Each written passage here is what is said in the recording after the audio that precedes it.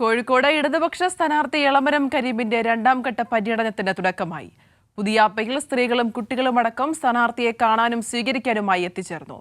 Elamaram കരീമിനൊപ്പം PV ജോഷിൽ തയ്യാറാക്കിയ റിപ്പോർട്ടിലേക്ക്. ഇടതുപക്ഷ സ്ഥാനാർത്ഥി എളമരം കരീമിന്റെ രണ്ടാം ഘട്ട പര്യടനം ആരംഭിച്ചു കഴിഞ്ഞു. ഇന്ന് പൊതിയാപ്പയിലായിരുന്നു പര്യടനം ആരംഭിച്ചത്. അദ്ദേഹം നമ്മുടെ കൂടെയുണ്ട്. എങ്ങനെയുണ്ട് ഇതുവരെയുള്ള പര്യടനത്തിന്റെ വിശേഷങ്ങൾ? ഒന്നാം ഘട്ടത്തെക്കാളും ജനപങ്കാളിത്തം വർദ്ധിക്കുന്നുണ്ട്. ഇതിപ്പോൾ ബീച്ച് ഏരിയയാണ്, സാധാരണ തൊഴിലാളികളുടെ ഒരു കേന്ദ്രമാണ്.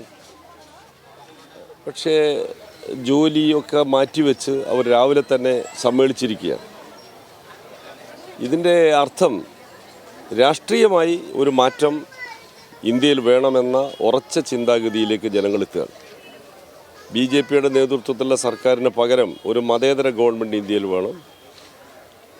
മതേതര രാഷ്ട്രീയവും തൊഴിലാളി ജനങ്ങളുടെ താല്പര്യം ഉയർത്തിപ്പിടിക്കാൻ ഇടതുപക്ഷത്തിനേ കഴിയൂ. അതുകൊണ്ട് കേരളത്തിൽ ഇടതുപക്ഷത്തിന് മികച്ച വിജയം വേണം. ഇതൊക്കെയാണ് അവർ ചിന്തിക്കുന്നത്. അതവരുടെ സംസാരങ്ങളിൽ നിന്നും പൊതുവിൽ സ്വീകരണ കേന്ദ്രങ്ങളിലെ പ്രകടനങ്ങളിൽ നിന്നും വ്യക്തമാണ്. രാഷ്ട്രീയ കാര്യം കൂടി ഇതിനിടയിൽ കോൺഗ്രസ് BJP സഖ്യമുണ്ടാവുന്ന ഒരു ഘട്ടത്തിലേക്ക് വരെ കാര്യങ്ങൾ പോകുന്നുണ്ട്.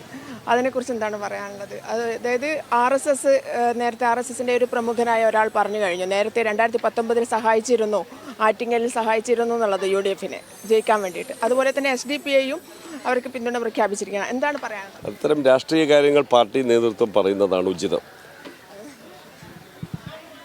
അടുത്ത സ്വീകരണ കേന്ദ്രങ്ങളിലേക്ക് പോയിക്കൊണ്ടിരിക്കുകയാണ് അദ്ദേഹം.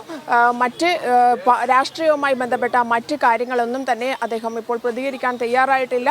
അതൊക്കെ തന്നെ രാഷ്ട്രീയ നേതാക്കൾ അതിനൊക്കെ തന്നെ മറുപടി പറയും എന്നുള്ളതാണ് എളമരം കരീം നമ്മളോട് പങ്കുവെച്ച കാര്യങ്ങൾ. അദ്ദേഹം ഇപ്പോഴും വോട്ടർമാരോട് വോട്ട് അഭ്യർത്ഥിച്ചുകൊണ്ടിരിക്കുകയാണ്. വളരെ പ്രായമായ ആളുകൾ മുതൽ ചെറിയ കുട്ടികൾ വരെ എല്ലാ സ്വീകരണ കേന്ദ്രങ്ങളിലും അദ്ദേഹത്തെ കാണാനായി സ്വീകരിക്കാനായി എത്തുന്നുണ്ട് എന്നുള്ളതാണ് വളരെ വിചിത്രമായ ഒരു കാര്യം. അതായത് ഈ ഒരു കാലാവസ്ഥയിൽ, പ്രത്യേകിച്ച് പുതിയാപ്പ ബീച്ച് പരിസരം എന്ന് പറയുന്നത് ഈ ഒരു കത്തുന്ന കാലാവസ്ഥയാണ് ഇപ്പോഴുള്ളത്. നല്ല വെയിലാണ്. ആ സമയത്താണ് ഇത്രയും ആളുകൾ, ഏറ്റവും പ്രായമുള്ള ആളുകൾ മുതൽ ഏറ്റവും കുഞ്ഞു കുട്ടികൾ വരെ അദ്ദേഹത്തെ കാണാനായി എത്തുന്നത്. എന്താണ് എളമരം കരീമിനെ കണ്ടപ്പോൾ പറയാനുള്ളത്? പറയാനുള്ളതൊന്നുമില്ല. ഇത്രയും വയസ്സായിട്ട് കാണാനുള്ള ഭാഗ്യം ഉണ്ടായല്ലേ, കണ്ടതിനെ കൊണ്ട് സന്തോഷം. 98 ജയിക്കും.